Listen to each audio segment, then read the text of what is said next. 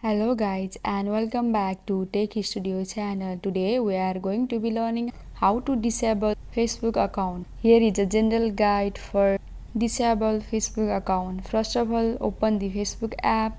Tap on the three horizontal lines in the top right corner to open the menu and scroll down.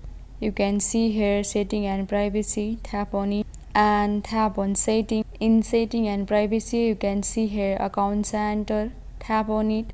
Scroll down and tap on personal details. In personal details you can see here account ownership and control. Tap on it. After that, tap on deactivation or deletion. Select your Facebook account. For deactivate your account, tap on deactivate account, or for delete account, tap on delete account and scroll down. Tap on continue and follow the further instruction to confirm the deactivation or deletion.